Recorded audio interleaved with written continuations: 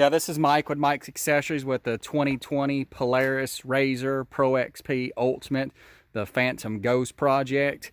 Today we're doing a video for XK Glow, one of our top partners of the project, and this is their curb effects projectors. You can see on the picture right there of how it works and everything. I'm going to show you how I put them on the Pro XP. The backs, I'll show you here in a minute how I done it, and should be able to do it on any Pro XP, I would think. They send you extra brackets. That's the square brackets, and then they send you like a bunch of round ones too. So, but this, I'm gonna show you this right here. You can see they are app controlled by the Google Play Store, App Store, Apple App Store for the XK Glow controller app.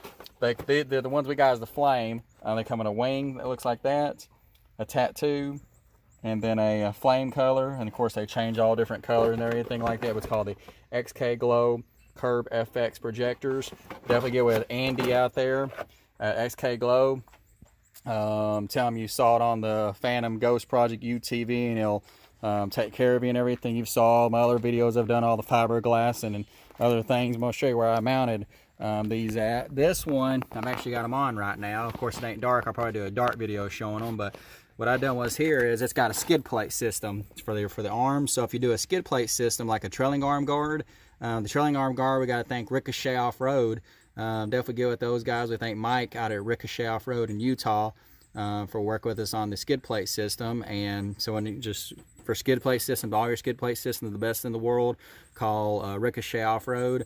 But this is the trailing arm guard, and what I done was I didn't use this bracket right here. This is what you can do on it to extend it out. Plus they gave you motorcycle versions. Instead of being squared like that where my fingers at my thumbs at, it's more of a rounded version to go around like tubing. So I took that off and actually two-sided taped it to it. And then when right now I'm getting a couple things powder coated to finish this trailing arm guard off, but once it's pulled up like that and it's tightened up, how these things tighten up, it'll put pressure right in that area right there, put pressure between the trailing arm guard, the trailing arm, and then that bracket and everything right there. Now if you don't do trailing arm guards, then you can probably mount it anywhere. You might even be able to mount it to that. I didn't think about that. Mount it to that and just screw down into it. There's a very little room to get some screws in there, how these things screw in. But that one, and then that one right there the same way. Now on the fronts, these can be done with any Pro XP.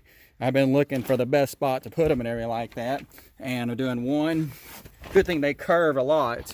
You can see they got a lot of playroom with them where you can curve them and stuff like that. So I curved that one all the way out, so this one will shine this way, like this way right here, and then this one curves down this way. So what I done was right in this area you'll see one right there too, but it's not opened enough. Right here there's a spot of weld that they didn't finish welding off. There's like a little bit of spot, enough for that bracket right there, as thin as that is, to slide in there. Slide in just like that. What you got to do is when you take those screws out, cut right down the center of that screw hole right there, of that one right there. And when you put it in there, you'll just have to take a hammer and peck it, and it'll lock in there pretty good. I went ahead and just put some little bit of a JB Weld, kind of a metal holder kind of thing, kind of product and everything. But that one I hammered in pretty good and everything, and you can see I put a couple spots right there, but you just pick say some black paint. Now this side I cut it a little bit longer, cut a little bit more off of that bracket right here, cut a little bit more of that off, and it's a little bit more looser.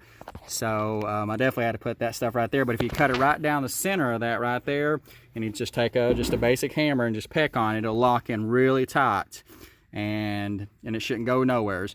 Now of course if you're side by sides, these got 18-inch wheels, and we thank Super ATV for portals.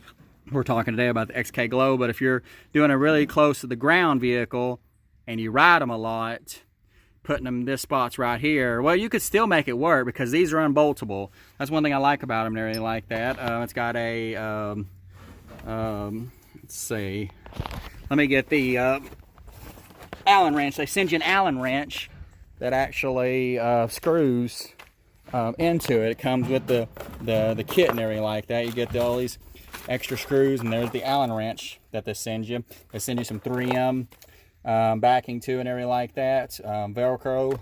I decided not to use that and everything.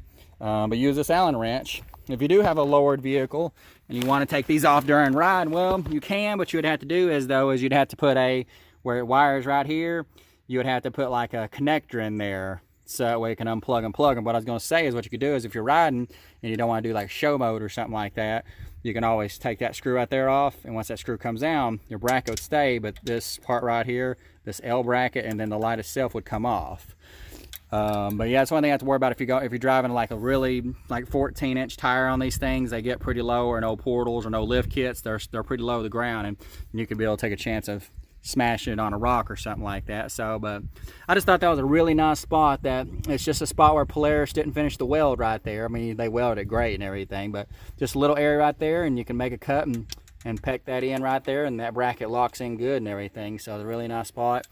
And then I just flipped this from this side of the bracket, from that side of the bracket to this side of the bracket. That way they're spaced apart. And I got one angle down this way, and then one would be angled down this way. So I have a flame down here, and then there'll be a flame down here. And they have really nice stuff on it. It's XK Glow right there on the plastic and everything. What you gotta do is you have to take these 4 screws out. They'll send you this little thing right here. You can see that one that's lighting up right there.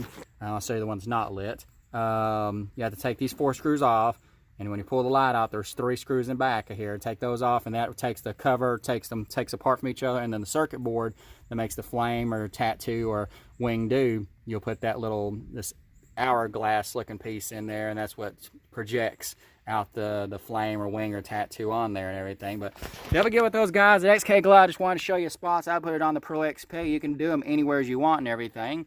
That was just a really nice spot. It had enough space in between it to fit that little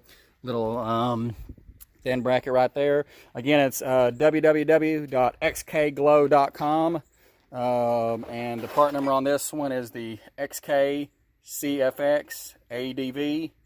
And like I said, again, XK Glow.